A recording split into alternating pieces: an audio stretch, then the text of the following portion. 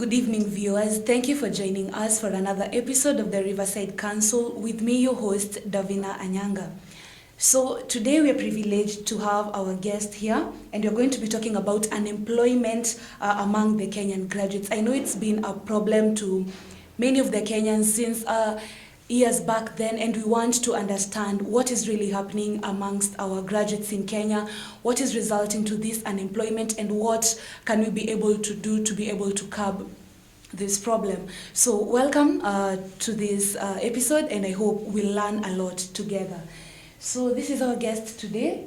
Yeah, you're welcome. Kindly tell us about yourself. Thank you, Davina, for inviting me. You're welcome. I'm so happy to join Riverside TV. Okay. And also to speak to the viewers. Good evening, viewers. I'd like to introduce myself. My name is Benjamin Afubwa. I work for Mount Kenya University, and I work for the students. So my position right now is Director, Career and Alumni Services, where I'm able to mingle with the students and then the graduates who have already completed. Oh, wow. Yeah. Okay. Yeah.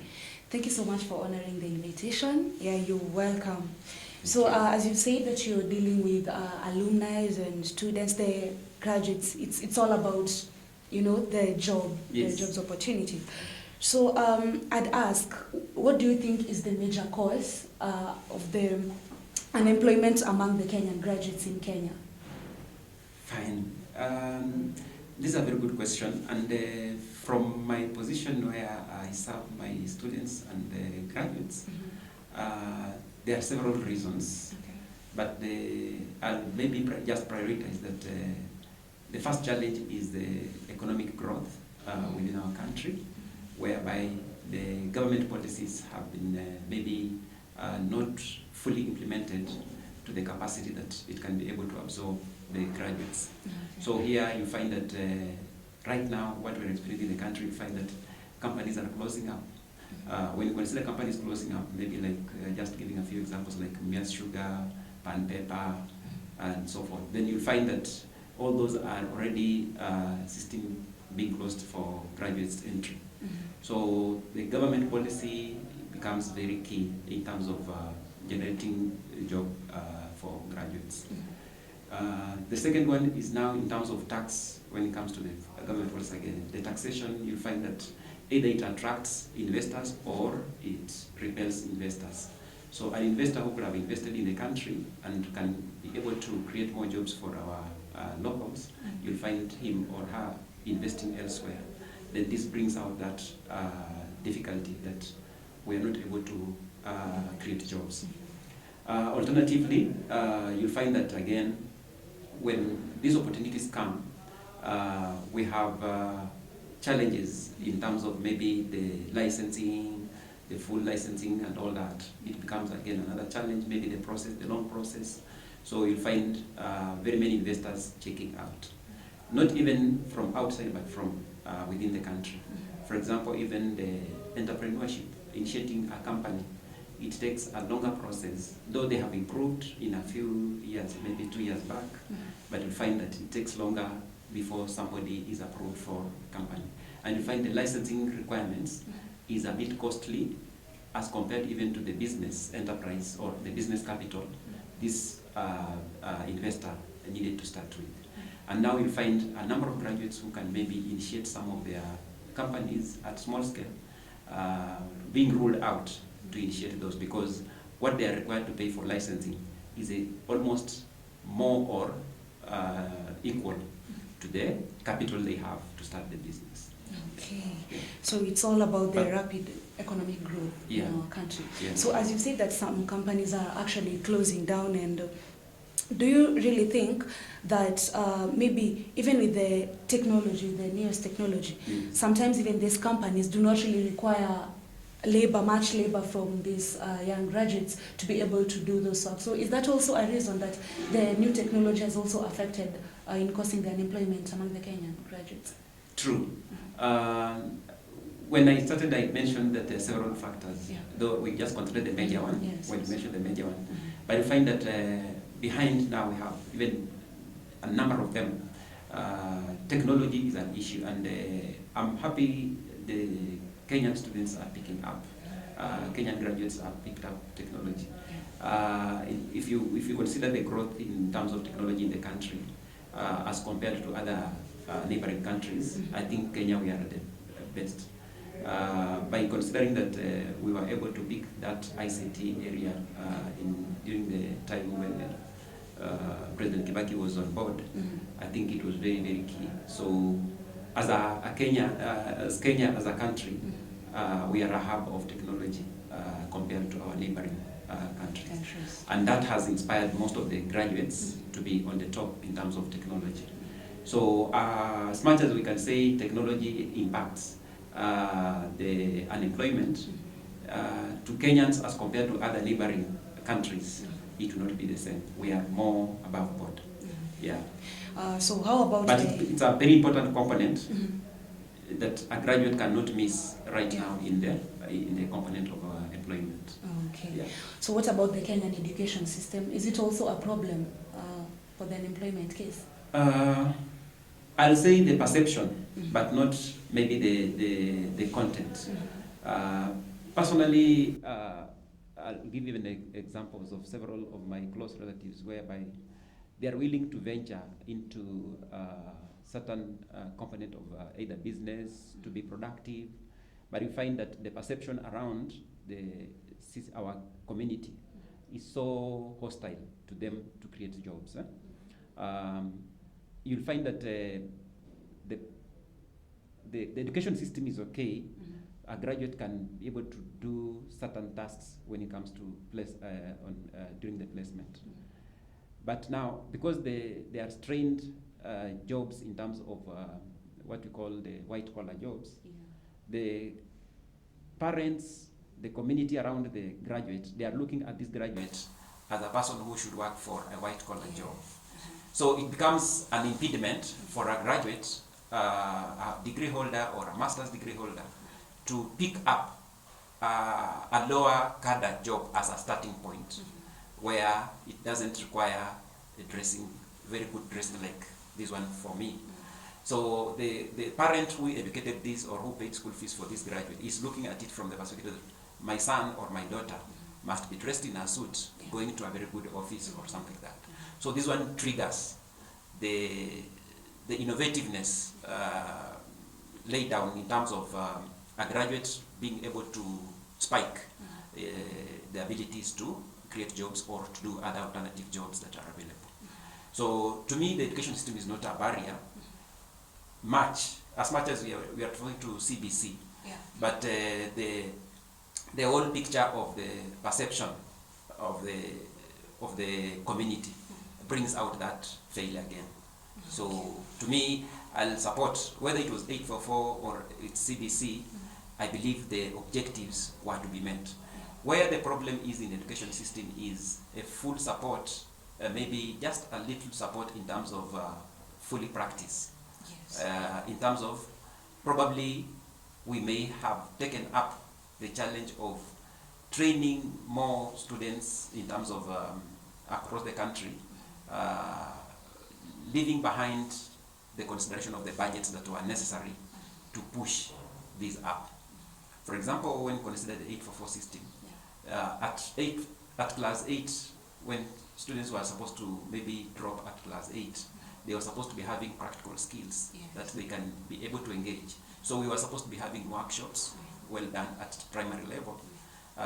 We were supposed to be having some of the home science kitchens and all that, where these students can train, they can be able to make the cake, they can be able to do woodwork, they can be able to do, Now, out of these, you find that the government funding was not enough to establish those resources which are needed at that level. So when now the graduates leave, they are leaving maybe with, the students when they leave, they are leaving only with theoretical perspective. They have not put that into practice, and that was where the gap is. So even when you are going for CBC, I still believe the most important thing is to make sure we fund the program so that it can have the practical perspectives that are necessary. because you'd find that maybe someone goes, maybe someone has done KCB. Their main goal is actually to get maybe 380 or 370, not knowing at the back of their mind, what do I really want out of this? So again, you come to KCSE, someone is really striving to get a B plus, to get an A minor. It's just about the grades. It's not about like, what do I want to become? Now maybe after Form 4, someone has maybe attained an A minor, but when you go and ask them, now what do you want to do? They don't really know, because they were trained how to pass exams, how to be bright. So I think that it's a great year when you say that they should fund the programming, at least to be having these workshops and all that, to be able to train them to have skills. Maybe another component I can add there is the career education. Personally, I've been in the Office of Career for the last 7 years, and you find that the gap between the student understanding the full cycle of the career from the start at the primary level, at the secondary level, at the degree level, there are still gaps because the students are not exposed much on maybe career counseling. So again, this gap brings in a very big challenge. I remember some of us when we were doing the applications for university, it was like guesswork. Yeah, true. You only guess, oh, I can pick this course, I can pick this one, but you find nobody had talked to you in detail. This course will deal with this. There is improvement as we speak right now. There is improvement, and you can see now the Ministry of Education has taken it a policy that all institutions, tertiary colleges and universities must have the Office of Career and Alumni Services, or career services. And this one propels again now the information to the student, where they can be able to divert, or different pathways they can be able to pick, so that we combine, the students should be able to understand combining the interest, the talent, and now the education, what he's going through or she's going through. So these are very important components which now prepare the student to have a choice, to have alternative pathways.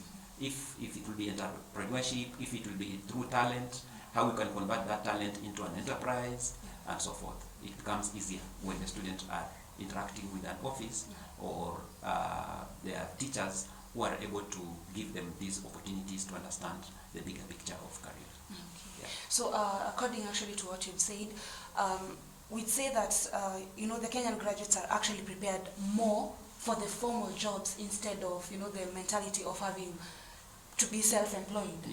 Because okay, everyone wants to. I want to be a teacher. I want to be a neurosurgeon. We all want to be these great names. Actually, sometimes I think that we work for the names of these careers and not really what the passion we have there. So, is it really? Basically, what I can respond there, Madam Hilda, is that I interacted once with some information on social media, and somebody was mentioning that the kind of curriculum, the perception or the way the curriculum was prepared for us when the colonies were living, it was the education was like meant for working for the Mzungu. Okay. So I think we remained semi-colonized in that perspective, that education was to prepare a student for white-collar job. And it looked that white-collar job pays more than the Juakali and all that. But if you rate the country's economic growth right now, you'll find that the more jobs, if you check on 2021 and 2020 statistics of Kenya National Bureau of Statistics, the report, economic report, it displays clearly that more jobs were created in informal sector than in formal sector. So until again the perception of Kenyans and the whole team, the whole stakeholders, focus that jobs can be created in these informal sectors, and training is not to pursue you for a white-collar job, then that will be the best.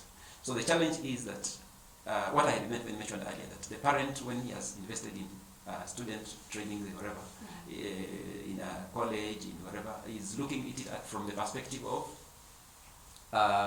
my son or daughter must dress well in terms of formally. He doesn't want to see the son in an apron. And the apron work is what will develop even a chain of jobs. Just to take an example. If a graduate was to start a farm, just as a single person, like, okay, I normally interact with the farming a lot. If a graduate was to start a small farm, gardening and all that, if he's able to expand from there, he will create all chain of jobs, including what he studied for. Let's take an example. You did Bachelor of Commerce, and you don't have a job in accounting, or you don't have a job in marketing and all that. If you were to start your own farm, your own gardening, then it means the produce that comes out and the inputs you put in, all that, you'll be alone doing all those jobs at the first round. But within maybe 6 months, within a year, you'll be already bringing on board other employees to take care of some of these departments because of the growth. So you'll find that now that you train for Bachelor of Commerce in marketing, you can concentrate your directorship on marketing. You can be the director of marketing. But the person who will be incoming, because you are not very good in accounting, now your firm is growing and it requires an accountant. You'll bring on board an accountant. So you'll find that you can still create your professional job from the informal tasks you will start with. And that's where now we are having the gap, that graduates will be pushed perceptionally to think along the line of only what they professionally trained. Yet they are not understanding that before you go to the kitchen, you need to pass through the sitting room. So some of this is an opportunity for you to take the challenge that is there. And that's why now in my own language, I normally tell my graduates that a graduate is a person who is trainable. You have the general knowledge to handle the environment. A graduate should be a person who can translate the resources, untapped resources around him or her, into wealth. And how do you do that? If you are given, for example, a land with rocks, then you should be able to interpret that these rocks are minerals in terms of either you are going to prepare, do a quarry and supply to the construction industry. If you are getting a land that is a swamp, then you should be able to think of, I can do fish ponds here because there is water. I only do enriching the embankments, and I can be able to do fishing here. If you are given a very good land that has maybe forest and all that, you can now develop the agricultural part of it and say you'll be doing the crop farming. So a graduate should be able to see the interpretation, the resources around him or her, which are untapped.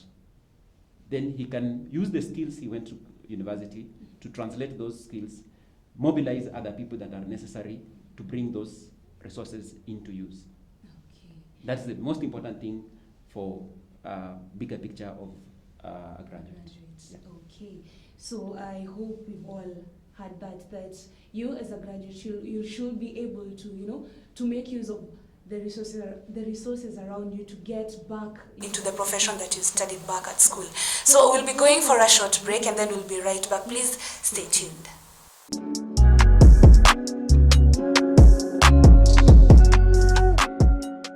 Are you in marriage, relationships, drug abuse, parenting? This is the show where we talk about issues affecting our society. A platform where the young, old, men, women, singles and married get advice from professionals. So join me, Davina Anyanga, every Saturday at 6:30 p.m. for life-changing discussions here at Riverside TV. See you then.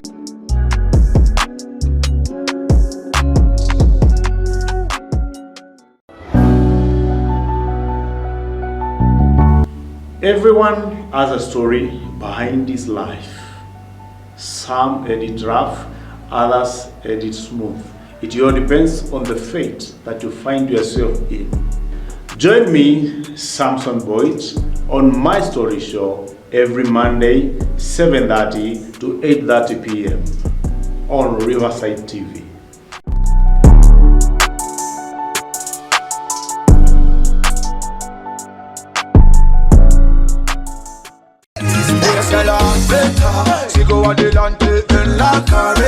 Hello guys, my name is DJ Blast. Na mimi hapa naitwa Edu K.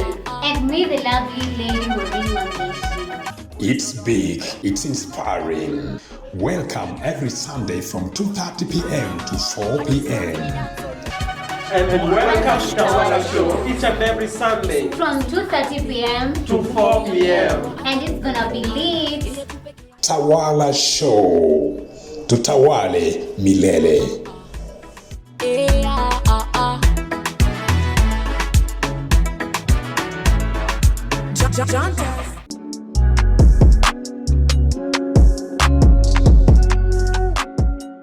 Yeah, welcome back. Remember our social media handles, Facebook and Instagram at Riverside TV KE. Watch us at YouTube at Riverside TV Kenya, and your SMSs are highly appreciated via the number passing through your screen. Remember, we are still talking about unemployment among the Kenyan graduates.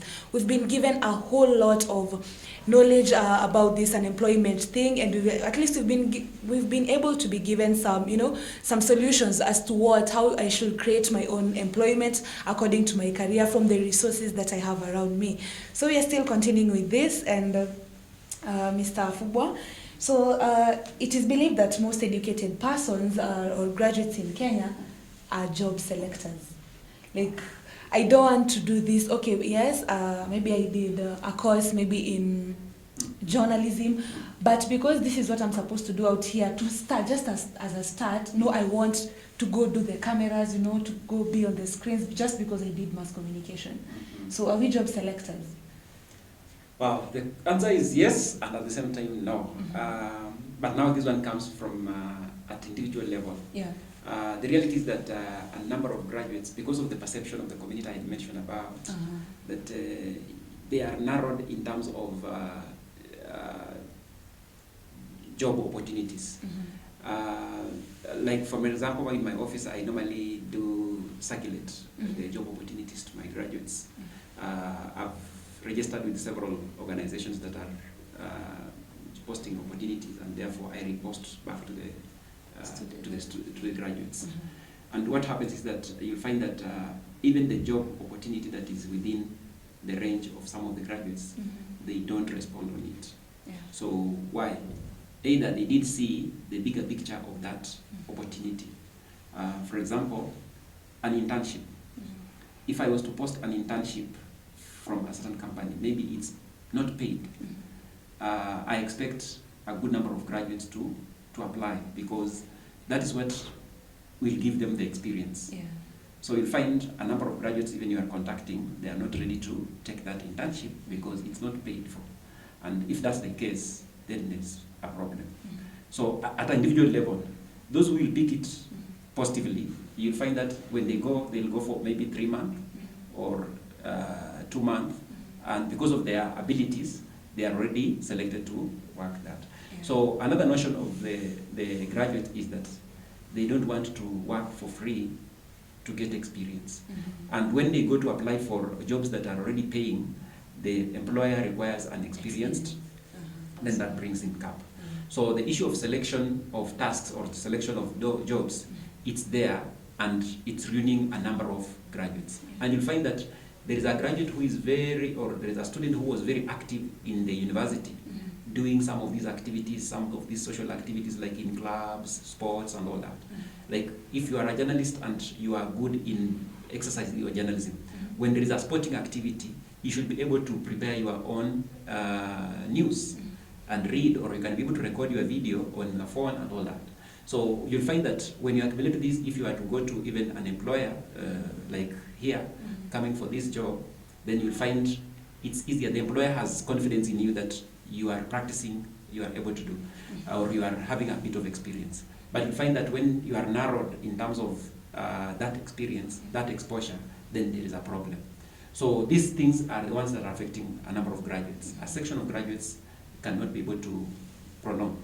And you find a student who's graduating, or a graduate who's just graduating maybe recently, and he was active in those, involved in those, he was going for free internship where they are not paid, because he or she has experience.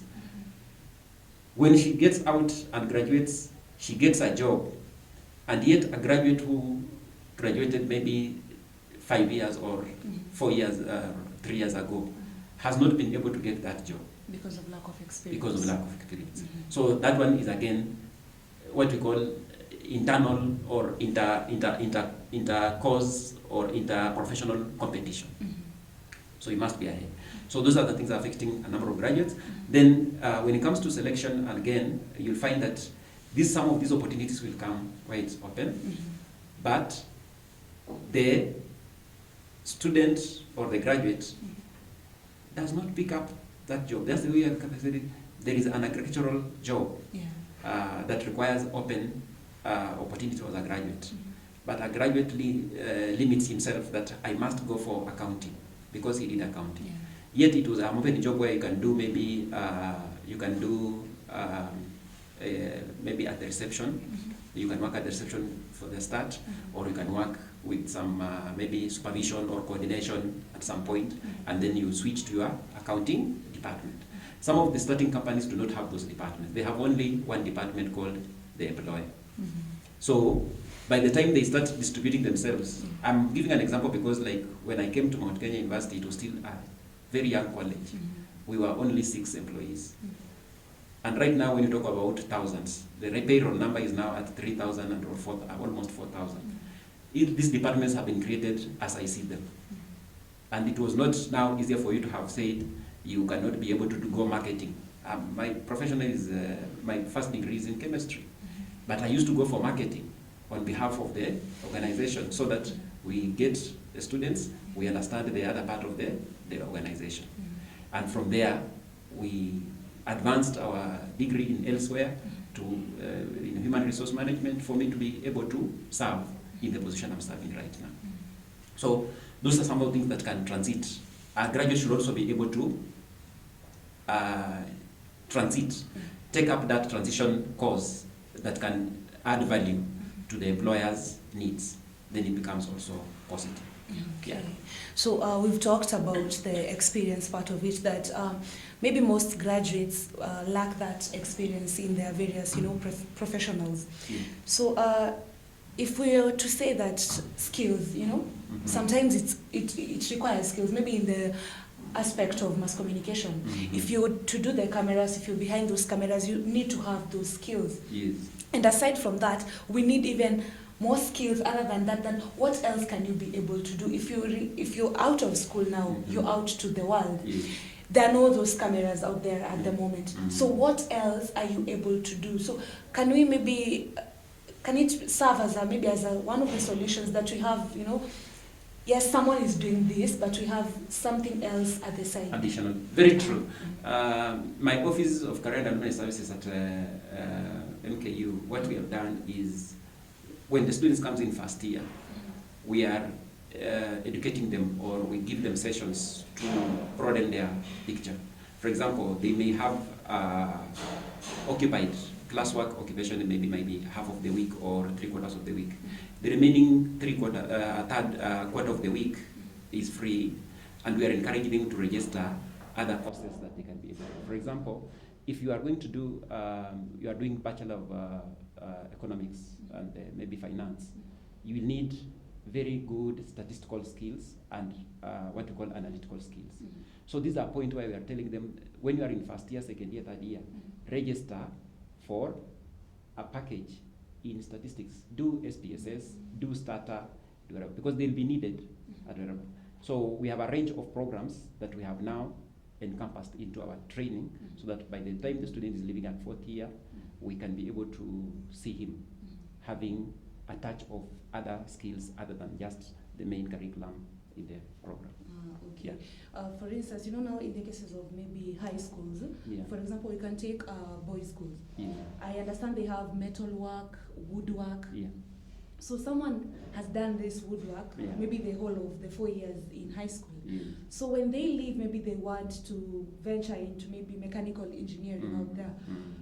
And when they go to, the colleges and universities, now they abandon the woodwork. All the knowledge that they had for these 4 years, they abandon it, So can we encourage at least this, maybe if he did woodwork, he can still continue with this, because they'll abandon it, and then when they go maybe for their various courses, after all, there is no, they won't get a job directly after school. That's a very good question, Madam. In fact, what we are now telling, what we are just communicating right now is that what will be the university be doing in terms of the CBC curriculum. Yes. And that's where we are transiting also. So the university are also in the process of making sure that as they kind of receive or prepare for the secondary students who will have gone through the CBC curriculum, then even at that level, the curriculum must also be able to change. So we are trying to work on that. We are already working that through the various departments. They are already working on that towards that end. And this is something that needs to be encompassed, because right now the employer does not need only one skill or one profession. You may find that there are people who are now combining two professions so that they can serve in that position very well. And this one will continue. Positions which were we are only having an accountant, we are only doing the revenue. That job balance sheet has been taken up with ICT. So we need an accountant who is ICT professional, at the same time business professional. So that's why you see a program like BBIT was developed, and it's encompassing that a person who was trained in BBIT will be better in understanding the accounting part and also understanding the ICT part, which means generation of those reports that are required in terms of the employment, it will be easier. He can design a system that will fit the employer. Yeah. Okay, so we've talked about the universities at least trying to adjust to the new CBC curriculum, having those students from high school. So, there's the issue of non-certified, colleges and universities out here that I go for a course maybe for 4 whole years, then after graduation I realize that my certificate is not valid, So, as it also, it's also a challenge in the course of as a cause of unemployment, because when I go out there to look for a job, I cannot be able to get because of my certificates. Great. That is a very sensitive issue in terms of regulatory authority. I want to appreciate we have Commission for University Education that regulates the universities, and we have the tertiary education section also, which they handle the tertiary colleges. Basically, all programs at the university level, they are supposed to be approved by the regulator. That means the Commission for University Education. And it's a process.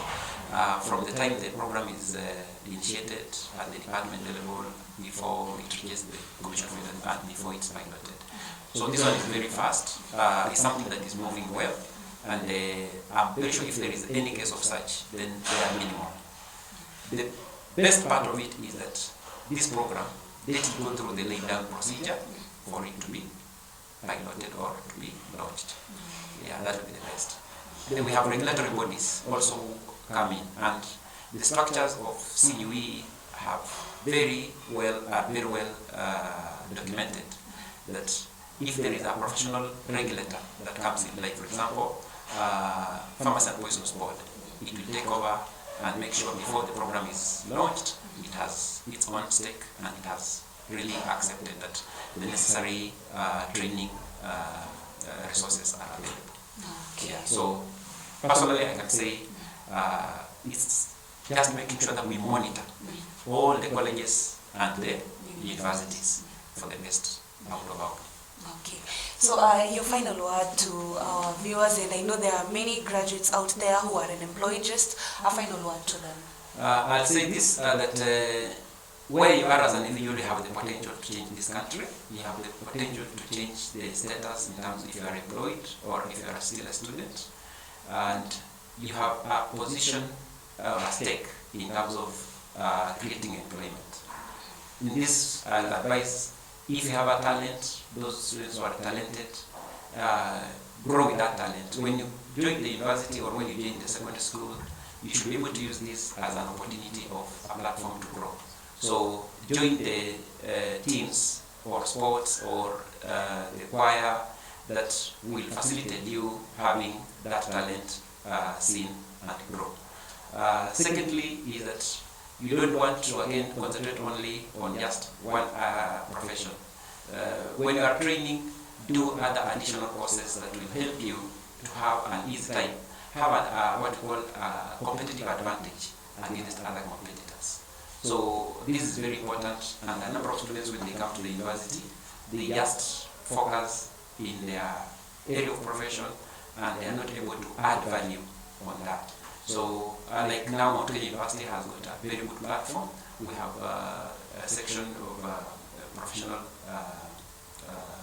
advancement where you'll be able to take an extra course at your will so that you can add value to what you're doing for. And this is what I advise. Basically, we also need to, just with the government, in terms of the policies, let's try to make sure we monitor some of the projects we are able to do. I normally cry for the project of Galana, Kulan, which was very good. It will be now, right now, it will be saving this country from where we are in terms of and the chain of jobs that will have been created in between. Because right now we're supposed to be having drivers, we're supposed to have procurement officers ferrying the maize from Kulana to all these other areas. Those are jobs that we have lost. Thank you. So thank you so much for coming. It was such a great honor to have you. Remember that we've been told that you should be an advantageous competitor out there. So you have the potential to do this. We can do this. We can create more jobs out there with our talents, with whatever skills we've learned from school. I believe we can make it. Thank you so much for staying with us, and I believe it was such a it was such an educative session as for you back at home, because I've also learned a lot here. Thank you for staying with us, and do have a blessed evening ahead. See you next week. Thank you.